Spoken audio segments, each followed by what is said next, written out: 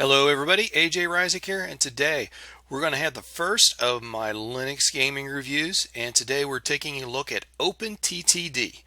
Now, for those of you that have been doing computer gaming for a while and aren't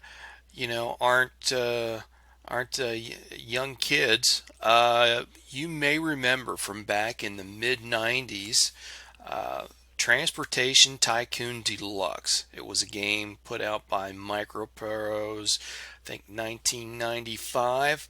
Well, OpenTTD is an open source game based on that Transportation Tycoon Deluxe. And right here, I've got their website, but I pulled up the Wikipedia page on this just for a little reference here, and you can see, according to Wikipedia, OpenTTD is a free open source urban planning and business simulation game in which the player aims to earn money through transportation of passengers and freight by road, rail, water, and air. It is an open source remake and expansion of the 1995 Chris Sawyer video game Transportation Tycoon Deluxe. Now, I've been playing this a couple of days now, and I've got to tell you, um, this game. Not only is it fun, it is freaking addictive. And just a word for the warning: if you're looking for something where you can just sit down and want to take 20 or 30 minutes to get away from it all, this is not the game. All right, this is a game that you're going to play for hours and hours on end, and more likely days and days on end. Um, there is no quick satisfaction with this game. But having said that, like I said, it's very addictive, and I've had a lot of fun playing it. If you like games where um, you need to put a lot of thought and planning, if you're a very analytical person, you will probably enjoy this. Um, uh, if you're looking for an action game, this is not your game. Now, as far as installing the games, you got several options here. Now, a lot of distribution repositories have OpenTTD in their repositories. Right here from their website, you can let me go. Now, I'll just go to the download page. You can go to their download page, and you can see they got Debian packages, and then they've got generic binaries, and then they've also got for a couple of the Ubuntu distributions, 12.4 and 14.04. But like I said, I found it in the Ubuntu Software Center. If you're familiar with the Debian gameplay PPAs, this game is there. I didn't go to the AUR to see if it's there. We can go and take a look at that right now and see if it's there. Or it may be in the it looks like there's a lot of OpenTTD extensions and whatnot here. My guess is that if you're seeing, yeah, it's here. Uh, and in fact, they've even got the current beta, which is 1.5. They've even got that in the AUR. Which, talking about that, let me go back to the home page. I'm running the version 1.4.4, which is the most recent stable. Just on Christmas Eve, in fact, the 1.5 beta just came out. I have not played with that yet. I figured I'd just stick with the stable version. So let me get that out of the way, and we will take a look at this game.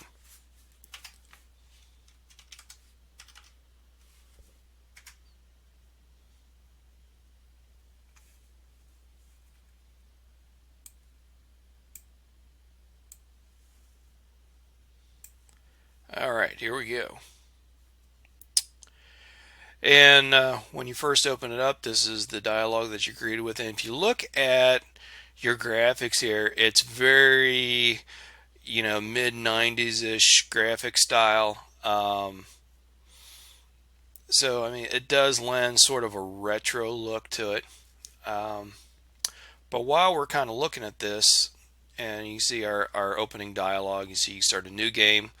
We've got a variety of scenarios. We've got a scenario editor.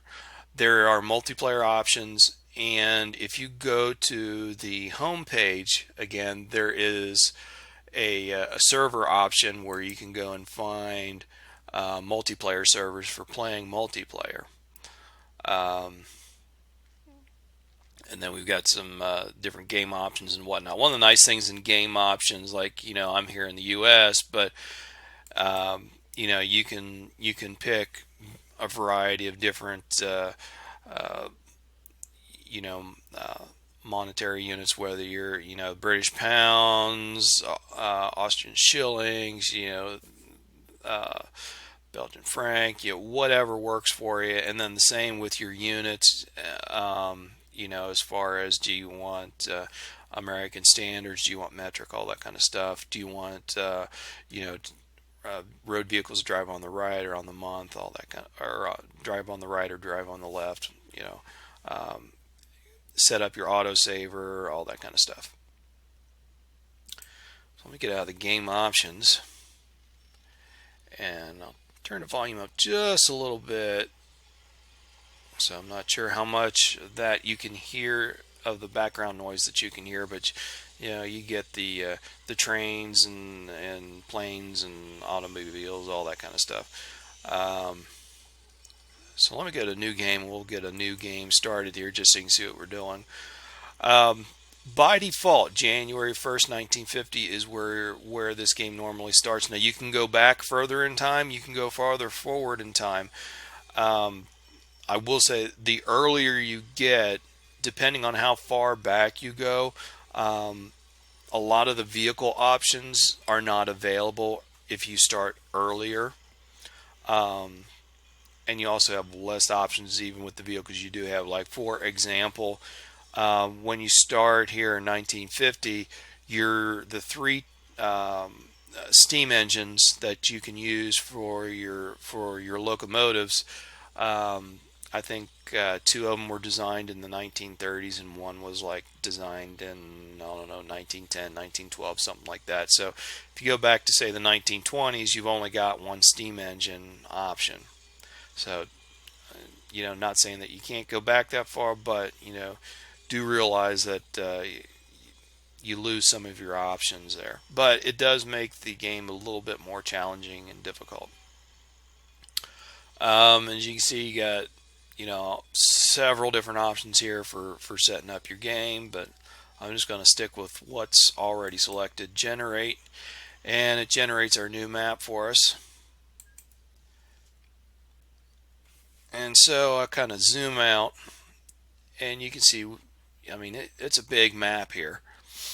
And basically, what we're gonna want to do is we're trying to make money, and you've got various industries, various resources, um, and the name of the game is transportation. So, like over here, we have an iron ore mine, and you want to try to get iron ore to a steel mill, which I think that's a factory right there. Is that yeah, that's a factory. And when you go and you open up the little dialog boxes for these various industries, it'll tell you right there it requires, whatever. In the case of this factory, livestock, grain, steel. Um, and in the case of this iron ore mine, it doesn't require anything, but it does produce iron ore. It tells you that last month it produced 44 tons of iron ore. And as far as scrolling around the map, you just use your little arrow keys, move around that way. And you can see we've got power plants. You want to get coal to the power plants. Out here we got some oil rigs. Here we go. There is a coal mine right up there. So, like I said earlier, we want to try to do, and coal's one of my favorites for at least early in the game, it's one of your best ways to get started as far as a profit goes. So why don't we start out by doing that? We'll build a rail line from, we got this coal mine up here down to this power plant down here. So let's go and we will open up our rail station. We'll build a rail station up here by our coal mine. As you can see, when we put our rail station near the coal mine, if you look at the little dialog box, you can see where it says accepts and supplies. As you close in on it, now it says it'll supply coal. There's a supply nothing. And while we're talking about the rail, you get close to the towns and you can see passengers, mail, goods, that sort of thing. So let's go and we'll just make a single station here, and you can switch the orientation of your station. Let's go. We'll just put a single station right here for now. Oh, got to unpause the game so that I can do that. So we'll do that, and then we'll run that line all the way down here to this power plant.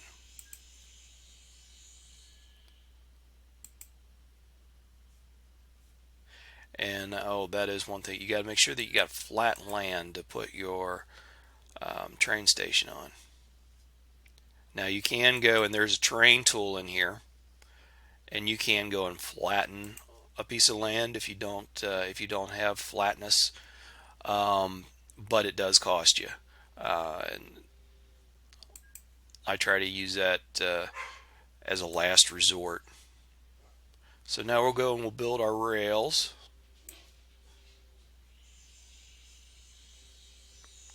Zoom in a little bit so I can see what I'm doing here.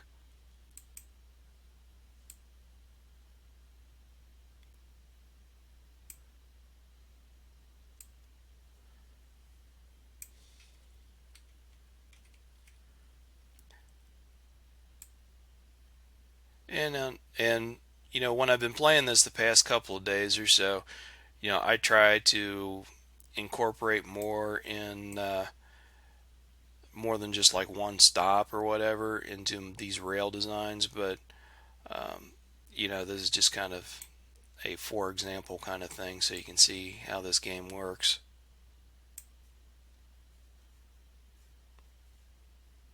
And if you make a mistake, which I did, you can always go and back these rails up a little bit and go and rebuild.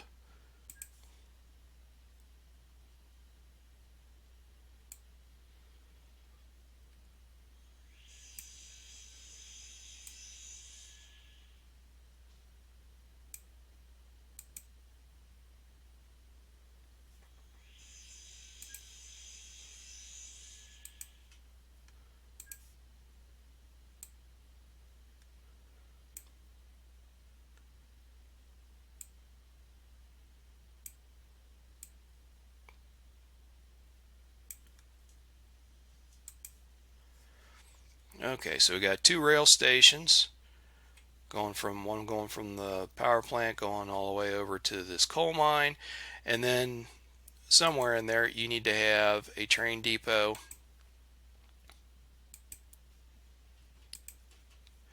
And we will click on the train depot now that we got it built, and we'll get us, you can see the various rail the rail cars, and then your engines that you have, and then you get these little specs on how fast it goes, running cost, how reliable it is, that kind of thing. So I'm going to go and I'm going to pick this one right there, and we're just hauling coal right now, so get a couple of coal cars. Okay, so now that we've built our train, we need to give it some orders. So we're going to tell it that on its runs, on each run, You're going to go from here, which is our coal mine. It'll make a quick stop at the train depot for any repairs needed, and then it'll go down to the power plant. And it'll just keep cycling through those orders back and forth, back and forth. So now you can see our train coming out. And it'll go to this station and then on down to this one and back and forth and so on. And first time a station's been visited, you're not going to actually haul anything.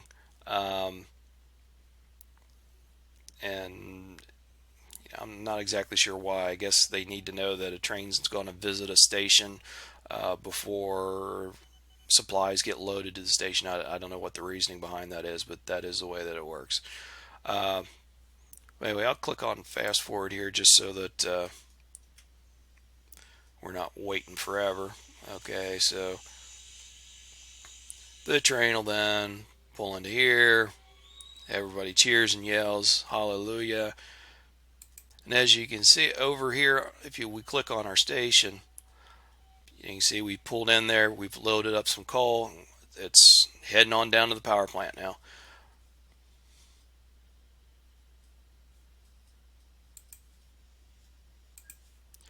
And so anyway, that's what we've got going on with the trains, and that's just kind of a basic overview. I mean, you can do some really neat and complicated rail lines. You can set it up so that you've got, say, 4 tracks in a rail station. I'll just click it on here just so you can see what it looks like. See, 4 in and out tracks. You can do a variety of signals.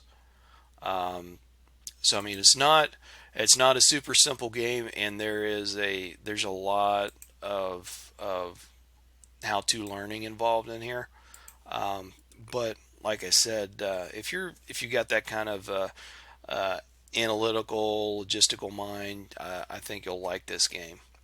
So that's kind of an overview of the trains, and then really with hauling freight via truck, you can do essentially the same. It's the same idea. You're building roads instead, and you're hauling, your various freight. You're hauling people, all that sort of thing. Um,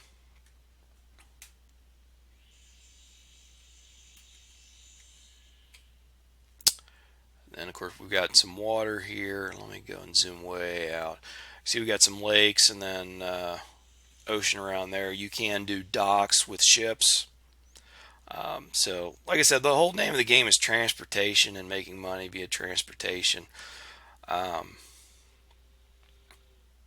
if you see your like little main menu bar up here at the top, you can now get an overview of your income that you're bringing in, all your expenditures, all that kind of thing. You can borrow money, repay your loans.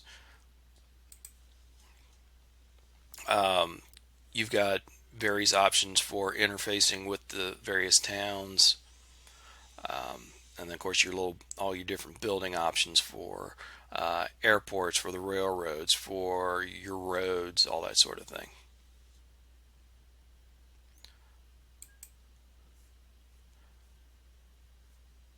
Oops, that's not what I wanted. So that kind of gives you an idea of what the game's all about. Let me back this up here.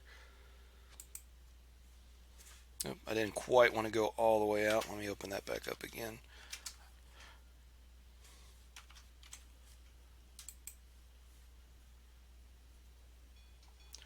Okay. One of the neat things is since this is an open source game, you've got this check online content, and you can see there's all this different online content that you can download and install. There's a variety of AIs for your system. There is different graphics. You can see you got here, like here, I just typed in open, and there's this American Road Replacement set, all these different trains, um, all kinds of stuff that you can download. So I mean, this is one of the big benefits of this game being open source, is you got all this um, community and individually designed content for the game. All of it available, download for free.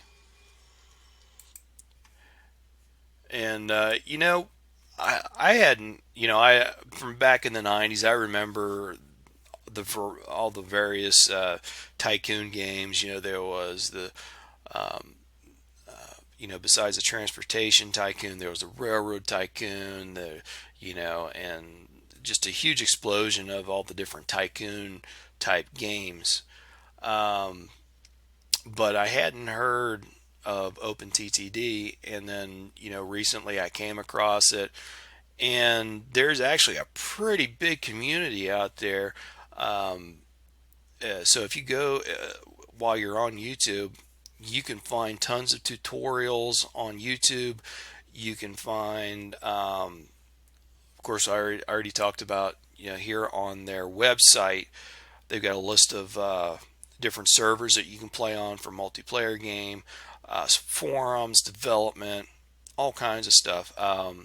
Their manual, their online wiki is great, very detailed. Um, there's a variety of screenshots of some of the different layouts that you can do and whatnot.